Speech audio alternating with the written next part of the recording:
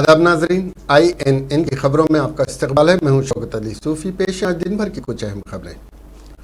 वजीर आजम नरेंद्र मोदी, लोकसभा के स्पीकर ओम बिरला और राज्यसभा के लीडर पीयूष गोयल ने आज पार्लियामेंट हाउस के सेंट्रल हॉल में नेताजी सुभाष चंद्र बोस की यौम पैदाइश पर उनकी तस्वीर पर फूल पेश करके खिराज अकीदत पेश किया।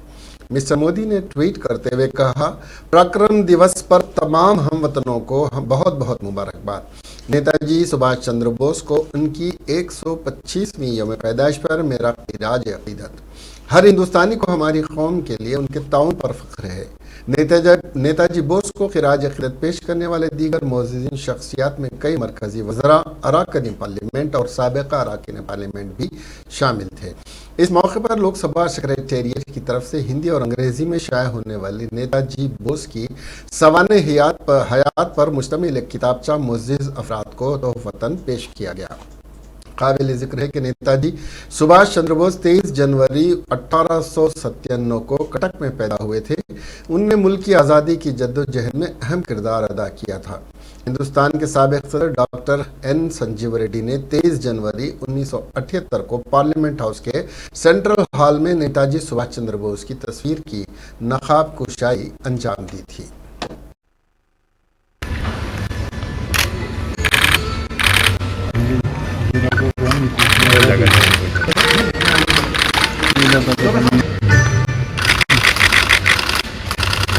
नहीं लड़ रहा है मामला दिन भाई साहब।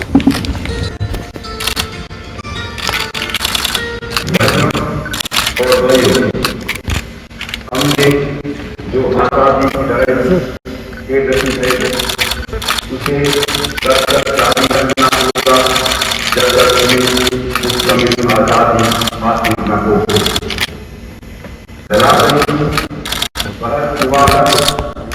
और विभिन्न मतभेदों को सुधारकर विभिन्न दिशाओं में इतनी भारी ताकत चलो जितना हम कोई नहीं कर सकेंगे उतना ही जल्द हम आज़ादी हासिल कर सकेंगे। हमारे सामने इस वक्त सबसे बड़ी समस्या संघ शासन विधान को लेकर के लिए रखना। अरुणाचल प्रदेश में लाइफ ऑफ एक्चुअल कंट्रोल के करीब चीनी फौज को लापता नौजवान मिल गया है। फौज की मुकामी यूनिट ने अरुणाचल प्रदेश के अपर सियांग जिले से लापता नौजवान के हवाले से हॉटलाइन कायम करके चीन की PLA फौज से मदद मांगी थी। चीनी फौज से ये इत्तला तकरीबन एक हफ्ते के बाद मिलने के बाद हिंदुस्तानी फौज नौजवान को वापस लाने के लिए मुनासिब कार्रवाई कर रही है। अरुणाचल प्रदेश के रुकन पार्लियामेंट तापिर गांव ने 18 जनवरी को ट्वीट किया था कि चीन की पीपल्स लिबरेशन आर्मी ने LAC से मुत्तसिल अपर सियांग जिले से सियोंगला इलाके के लोंगटाजोर इलाके से 2 नौजवानों को अगवा किया था। चीनी फौज 17 साल नौजवान मेराम तारून को पकड़कर अपने साथ ले गई है। दरिया असना PLA से फरार होने वाले मेराम तारून के दोस्त जानी पेंग ने मुकामी हुक्काम को अपने दोस्त के अगवा के बारे में मुतला किया। रुकन पार्लियामेंट ने मगविया नौजवान की तस्वीर शेयर करते हुए बताया था कि चीनी फौज उसे हिंदुस्तान की सरहद से ले गई थी, जहां चीन 2018 में चीन ने 3-4 किलोमीटर के अंदर सड़क बनाई थी। MP तापर ने कहा कि वाक़या उस जगह के करीब पेश आया जहां से शियांग नदी अरुणाचल प्रदेश में हिंदुस्तान में दाखिल होती है। ये दोनों नौजवान कुदरती जड़ी बूटियां और सब्जियां लेने जंगल गए थे। उन्होंने हुकूमत हिंद की तमाम एजेंसियों से नाबालिगों की रिहाई की अपील की थी। उन्होंने मरकजी वजीर ममलिकत बराए दाखिला नशीत परमांग को भी इस वाक़े से आगाह किया था। नायब सदर जमहूरिया हिंद वेंकैया नायडू एक बार फिर कोरोना वायरस का शिकार हो गए हैं। वेंकैया नायडू यौम जमहूरिया की तकारीब में शिरकत के लिए हैदराबाद से दिल्ली जाने से कबल उन्होंने अपना कोविड टेस्ट करवाया था, जिससे पता चला कि वो कोरोना से मुतासिर हो गए हैं। नतीजन वो होम क्वारंटाइन हो गए हैं। एक मेडिकल बुलेटिन के मुताबिक वो 1 हफ्ते तक होम क्वारंटाइन और ज़ेर इलाज रहेंगे। उनके दफ्तर से भी इस बुलेटिन को जारी किया गया। साथ ही पिछले दिनों उनसे मुलाकात करने वालों और उनसे राब्ते में आने वालों से कहा गया है कि वो अपना टेस्ट करवा लें। आपको बता दें कि सितंबर 2020 में भी नायब सदर जमहूरिया हिंद वेंकैया नायडू कोरोना वायरस से मुतासर हो चुके हैं। आंध्र प्रदेश के गवर्नर बसवा भूषण हरिचंदन ने कहा कि मुल्क नेताजी सुभाष चंद्र बोस की कौम के लिए की गई बेलौस खिदमत को कभी फरामोश नहीं करेगा। उन्होंने कहा कि एक सच्चे कौम परस्त के तौर पर हिंदुस्तान से उनकी मोहब्बत एक ऐसी चीज़ है जो मुल्क की तारीख में सुनहरी हरूफ से लिखी जा सकती है।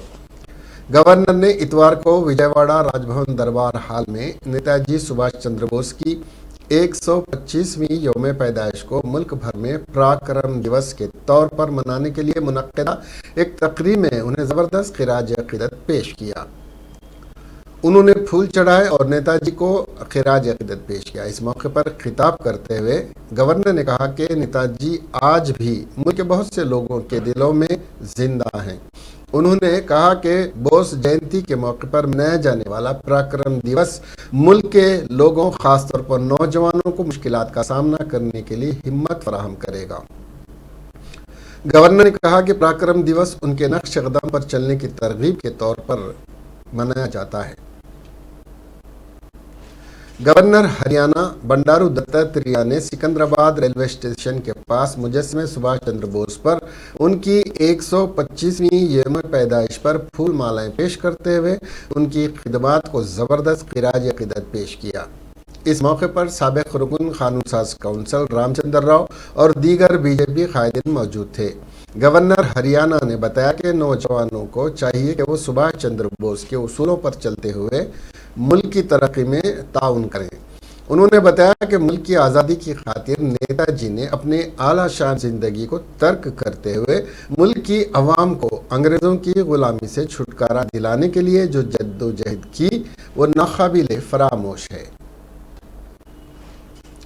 तेलंगाना के वजीर ख़जाना हरीश राव ने कहा कि रियासत में कोरोना मुतासरीन के लिए 56,000 बिस्तर दस्तयाब कराए गए हैं। उन्होंने कहा कि चीफ मिनिस्टर के चंद्रशेखर राव की हिदायत के मुताबिक हम 3 दिनों से बुखार का सर्वे कर रहे हैं। वजीर ने कहा कि 29,20,000 ख़ानदानों का सर्वे किया गया है और 1 लाख से ज़्यादा लोगों को कोरोना की अलामत वाले किट्स फराहम की गई हैं। उन्होंने संगारेड्डी जिले के पटेनचेरू हलके में रामचंद्रापुरम भारती नगर में किए जा रहे बुखार सर्वे का मुआयना किया। इस मौके पर मीडिया से बात करते हुए उन्होंने कहा कि अवाम को रियासत में कोरोना के फैलाव से परेशान होने की ज़रूरत नहीं है। उन्होंने मशवरा दिया कि बिला वजह परेशान न हो और प्राइवेट अस्पतालों में जाकर पैसे न ज़ाय करें। उन्होंने कहा कि हुकूमत सबके लिए सेहत को यकीनी बनाएगी और लोगों पर नज़र रखे हुए है। वजीर ने मशवरा दिया कि अगर लोगों में अलामत हों तो उनका कोरोना टेस्ट करवाया जाए।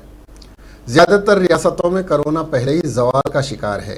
उन्होंने वजाहत की कि अगर घरेलू आइसोलेशन किट्स का इस्तेमाल करते हुए एहतियात बरती जाए तो तेलंगाना में कोरोना के फैलाव को कम किया जाएगा।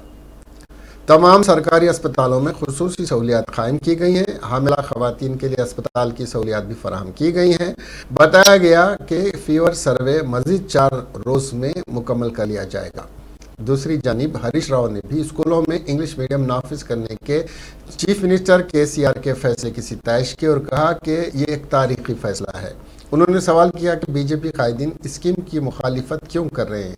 वजीर ख़जाना ने दलित बंधु स्कीम का भी जायज़ा लिया और यकीन दिलाया कि फ़ी हल्का 100 मुस्तफ़ीदीन को स्कीम के तहत रकम फराहम की जाएगी। గత 2 రోజుల్లోనే దాదాపు 29,20,000 ఇండ్లను వైద్య ఆరోగ్య శాఖ అధికారులు ఇంటింటికి వెళ్లి జ్వరం సర్వే చేయడం జరిగింది. ఈ 29,20,000 కుటుంబాలను ఇండ్లకు వెళ్ళినప్పుడు దాదాపు 1,00,000 మంది పైగా వ్యాధి లక్షణాలు ఉన్నట్టుగా గుర్తించి వారికి వెంటనే హోమ్ ఐసోలేషన్ కిట్ను అందించడం జరిగింది. సో ప్రజలకు కూడా మేము చేసే విజ్ఞప్తి, మీరెవరూ గాబరా పడాల్సిన అవసరం లేదు. లేదా మీరు సొంతగా మెడికల్ షాప్లకు వెళ్ళి గోళీలు తెచ్చి వేసుకొని అనవసరంగా ఇబ్బందులు పడొద్దు. మీకు దగ్గు కానీ, జ్వరం కానీ, జలుబు కానీ, ఆయాసం కానీ, ఒళ్ళు నొప్పులు కానీ ఉంటే వెంటనే మా వైద్య ఆరోగ్య శాఖ అధికారులకు తెలపండి. ప్రభుత్వమే మీకు ఉచితంగా హోమ్ ఐసోలేషన్ కిట్ ఇస్తుంది. దాన్ని మీరు వాడుకున్నట్టయితే 5 రోజుల్లో నయమైపోతారు. ఎవరు కూడా ఆందోళన చెందాల్సిన అవసరం లేదు. అనవసరంగా పేదవారు, మధ్యతరగతి ప్రజలు కార్పొరేట్ ఆసుపత్రులకు వెళ్ళి మీ డబ్బు వృధా చేసుకోవద్దని చెప్పి మేము కోరుతా ఉన్నాం. కొంతమంది వ్యాధి లక్షణాలు ఉన్నా కూడా చెప్పకుండా దాచుకుంటున్నారు.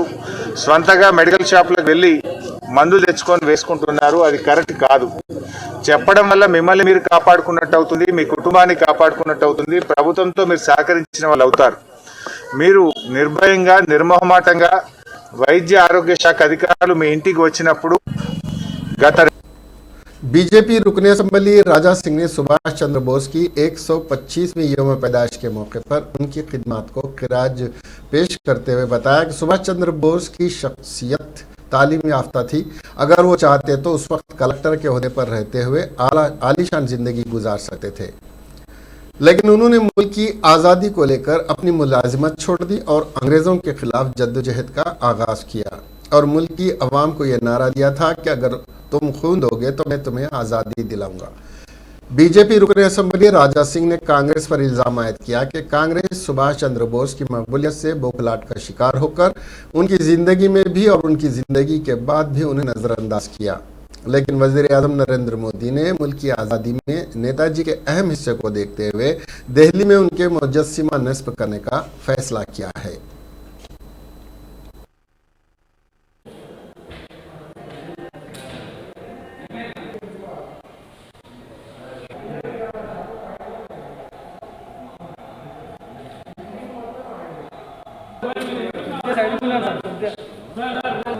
నలుగురే ఇబ్బంది పెట్టకండి.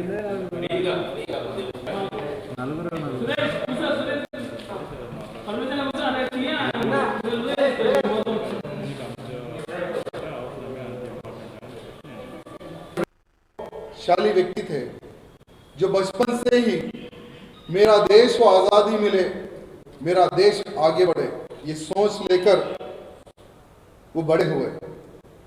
23 जनवरी 1897 में उनका जन्म उड़ीसा के कटक में हुआ था. उनके माता जी का नाम प्रभावती देवी और पिताजी का नाम जानकी नाथ बोस. उनका परिवार भी उतना शक्तिशाली परिवार नहीं था. सुभाष चंद्र बोस जी को पढ़ाना लिखाना उनके पिताजी का एक सपना था. सिविल सर्विस उन्होंने कोलकाता में की, पूरी पढ़ाई कोलकाता में की.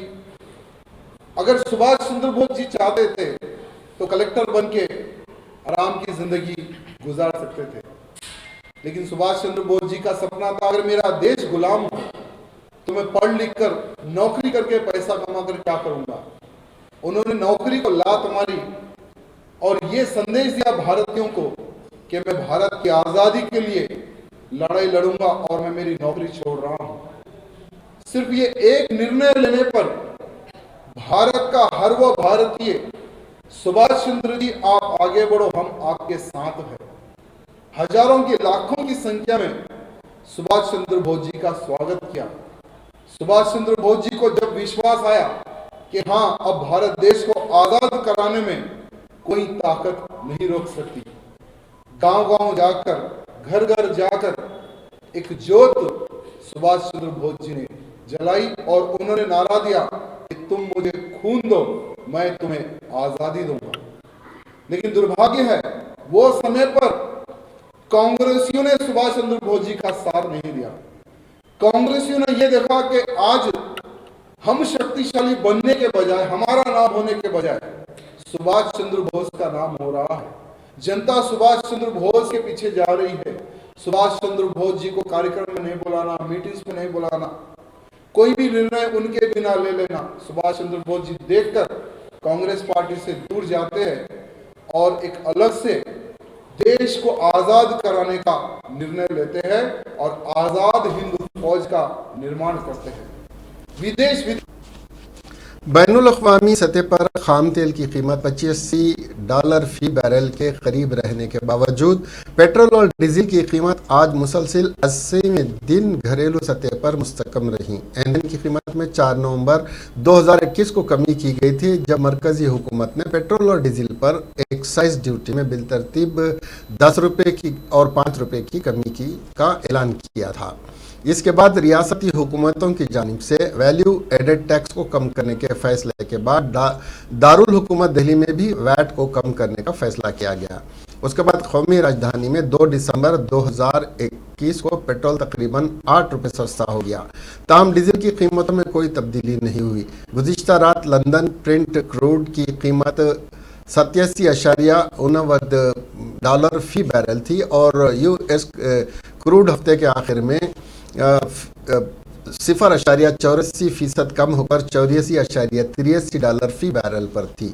ज़्यादातर रियासती हुकूमतों और मरकज़ के ज़ेर इंतज़ाम इलाक़ों ने भी पेट्रोल और डीजल पर वैल्यू एडेड टैक्स को कम कर दिया था, जब मरकज़ ने एक्साइज ड्यूटी में कमी की थी, जिसे आम आदमी को बड़ी राहत मिली थी। पेट्रोल और डीजल की कीमतों का रोज़ाना जायज़ा लिया जाता है और उसकी बुनियाद पर नई कीमत रोज़ाना सुबह 6 बजे से लागू होती हैं।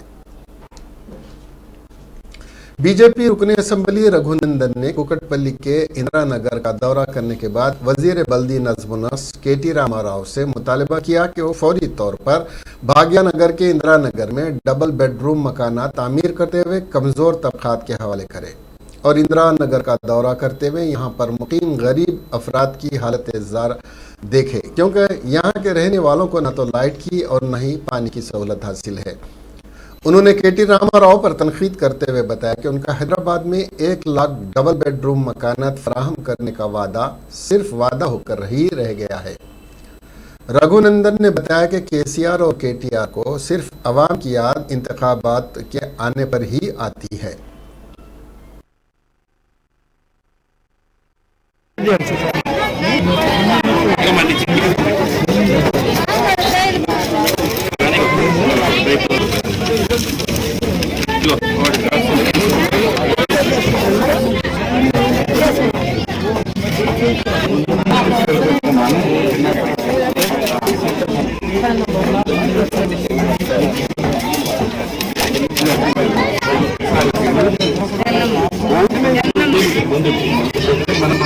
హరీష్ రెడ్డి గారు స్వచ్ఛ భారత్ అభియాన్ సంస్థ అధ్యక్షులు, ఈ ప్రాంతానికి సుపరిచితుడైన నాయకుడు కాంతారావు గారు, ఈ ప్రాంత పెద్దలందరికీ, ఇందిరానగర్ బస్తీ పెద్దలందరికీ కూడా నమస్సులు, మీడియా మిత్రులకు నమస్సులు.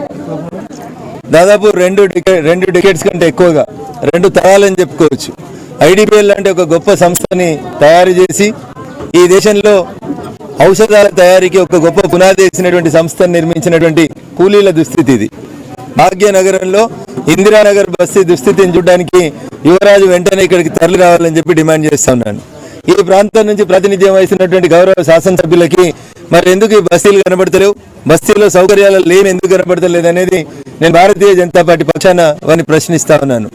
The most comfortable city in the world, ప్రజలు నివసించడానికి ఇష్టపడేటువంటి భాగ్యనగరంలో ఈ ఇందిరానగర్ బస్తీ లాంటి బస్తీలు ఉన్నాయనేది కేటీఆర్ గారు చూడాలని చెప్పి కోరుకుంటా ఉన్నాం. ఇక్కడ ఉన్నటువంటి ఇండ్లు నాట్ ఈవెన్ 10x10 లేనటువంటి రూమ్లలో 2 తరాలుగా తండ్రులు కొడుకులు మళ్ళీ ఇప్పుడు మన్మలు వచ్చేదాకా కనీసం డోర్ నెంబర్ లేకుండా, కరెంటు మీటర్ లేకుండా ఎంత దుస్థితి ఉందో ఒక్కసారి మీరు వచ్చి చూడాలి. మీరు గొప్పగా చెప్పేటువంటి సెక్రటరియట్, మీరు గొప్పగా చెప్పేటువంటి ప్రగతి భవన్కి పెట్టినటువంటి ఖర్చులో 10% ఖర్చు పెట్టినా ఇట్లాంటి స్లమ్స్ లేనటువంటి హైదరాబాద్ నిర్మించబడుతుంది.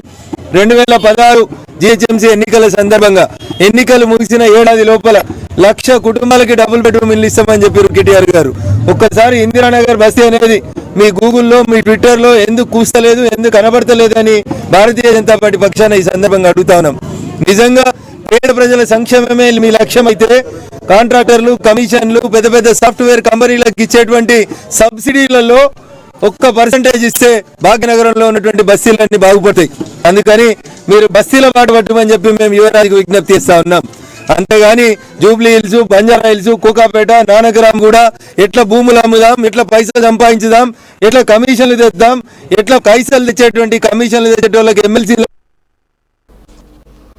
महकमे मौसमियात ने कहा कि शुमाली मशरक़ी मानसून मुकम्मल तौर पर जनूबी हिंदुस्तान से गुजर गया है और मगरबी और जनूबी हिंदुस्तान से तेलंगाना की तरफ कम हवाएं चल रही हैं, जिसके नतीजे में महकमे मौसमियात ने इतवार को तेज़ बारिश की पेशगोई की है। तनियस्ना बाज़ इलाक़ों में दर्ज हरारत में तेज़ी से कमी की बात से सर्दी की लहर शिद्दत इख्तियार कर गई है।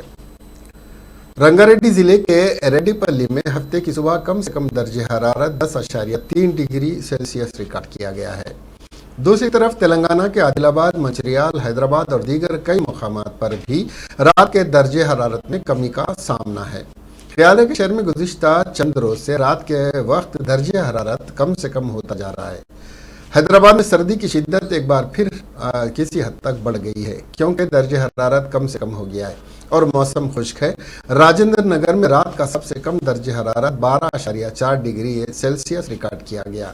हैदराबाद महकमा मौसमियात ने अगले 3 दिन तक कम से कम दर्जे हरारत रहने की पेशगोई की है और शहर में रात का दर्जे हरारत 15 डिग्री सेल्सियस तक रहने की पेशिनगोई की गई है। एक शादीशुदा खातून ने ससुराल के घर के सामने ये इल्ज़ाम लगाते हुए धरना दिया कि उसका शौहर उसे जहेज की अदायगी में ताख़ीर पर हिरासां कर रहा है। उसका दावा है कि उसके शौहर ने उसे तलाक का नोटिस भेजा है और राय दी है कि उसने कहा है कि वो उसकी मुखालिफत करती है।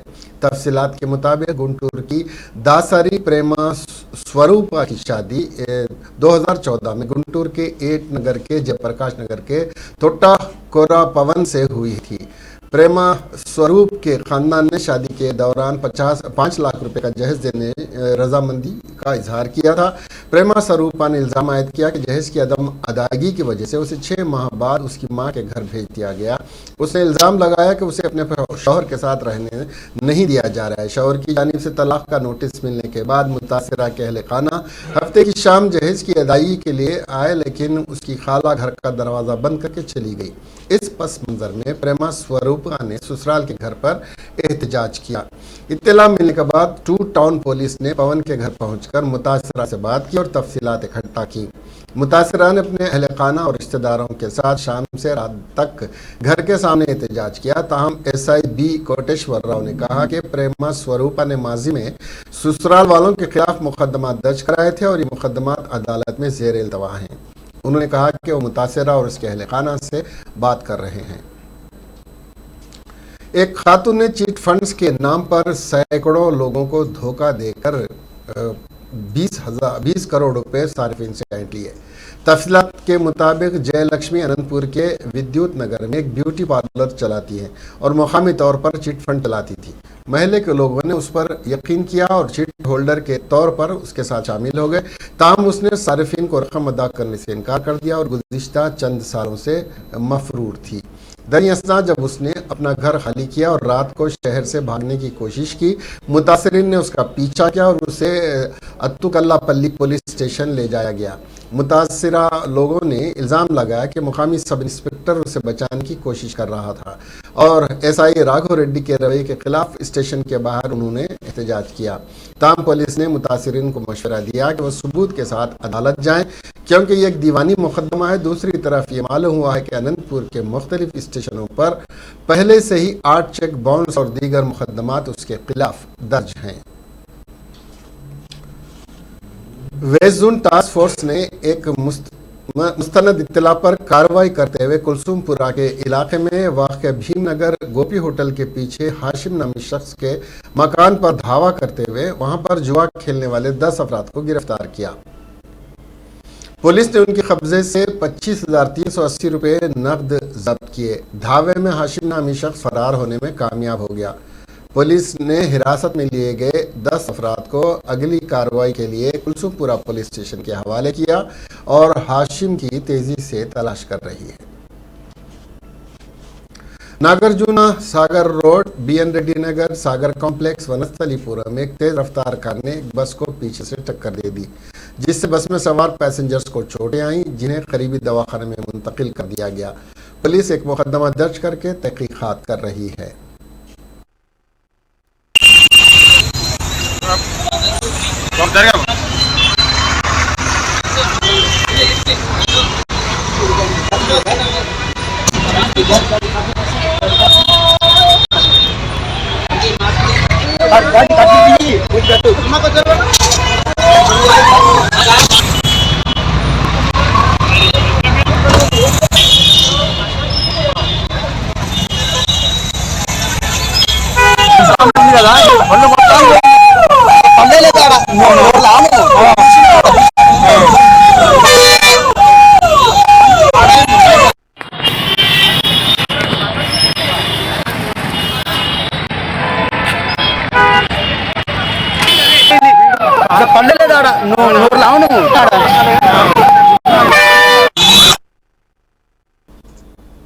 पुलिस ने कुकटपल्ली हाउसिंग बोर्ड कॉलोनी में खवातीन को फोन पर फहुश पैगामात भेजकर हिरासत करने वाले सिक्योरिटी गार्ड को गिरफ्तार कर लिया है। पवन दास के केपीएचबी कॉलोनी के फेज 7 में इंडोर फॉर्चून फील्ड्स दी एनेक्स गेटेड कम्युनिटी में सिक्योरिटी गार्ड के तौर पर काम करता है। रजिस्टर में खवातीन के फ़ोन नंबर दर्ज किए जाते हैं जो मुख्तलिफ खिदमात के लिए गेटेड कम्युनिटी में आती हैं। एक सिक्योरिटी गार्ड पवन दास ने उस रजिस्टर से फ़ोन नंबर लिए और व्हाट्सएप पर पैगाम छोड़कर खवातीन को हिरासत करना शुरू कर दिया।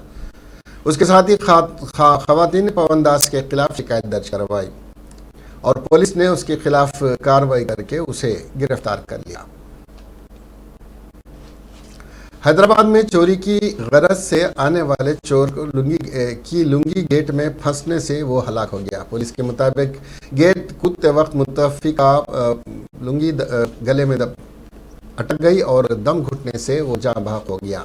यह वाक़या हैदराबाद के चंद्रायन गुट्टा पुलिस स्टेशन हदूद में हफ्ते को सामने आया। तफसीलात के मुताबिक शहर के इलाके बल्किस जमाल बंडा का 52 साल हुसैन बिन अली जैदी शराब का आदी था और चोरी की वारदातें किया करता था। इस पस मंजर में उसने जुमा की रात सलाला पीली दरगाह रोड के करीब मोटर पार्ट्स के पुराने गोदान में चोरी की। इसी तसल्सल में जैदी बड़ी गेट पर चढ़ गया और छलांग लगाते हुए उसकी लुंगी गेट में फंस गई और पेट और सीने के गिर्द लपेट गई और बाद में सांस लेने में दुश्वारी होने से वो मर गया था। हम हफ्ते की दोपहर जब गोदाम का अमला वहां गया तो गेट पर लाश लटकी हुई पाई गई।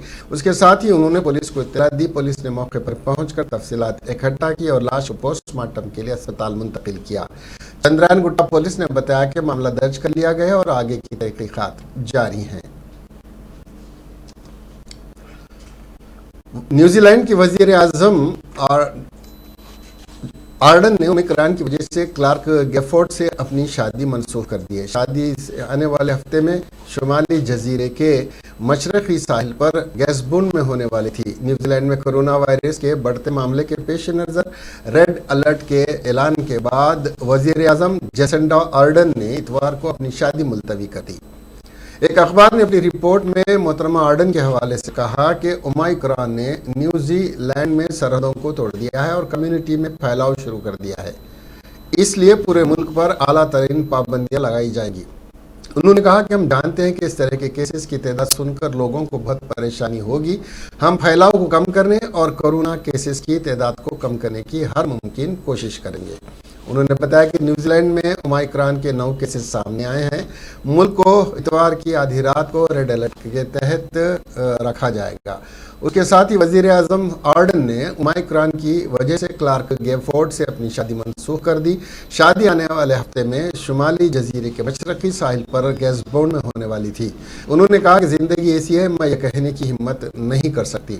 हज़ारों न्यूजीलैंड के बाशिंदे जिन्होंने वबाई अमराज के सबसे ज़्यादा तबाहकुन असरात को महसूस किया है, उनमें से सबसे ज़्यादा तकलीफ दे किसी अजीज़ के साथ ना रह पाना है, शदीद बीमार हो। ये किसी भी मुसीबत से ज़्यादा होगा जिसका मैंने कभी तजुर्बा किया है।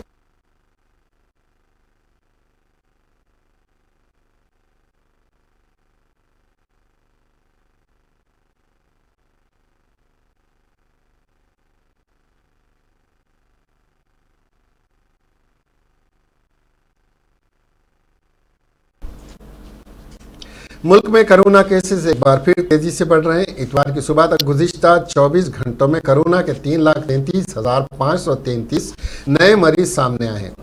इस दौरान कोरोना को शिद्दत देने वालों की तादाद 2 लाख शिकस्त देने वालों की तादाद 2,59,168 हो गई है, जबकि 525 कोरोना मुतासरीन की मौत हो गई है।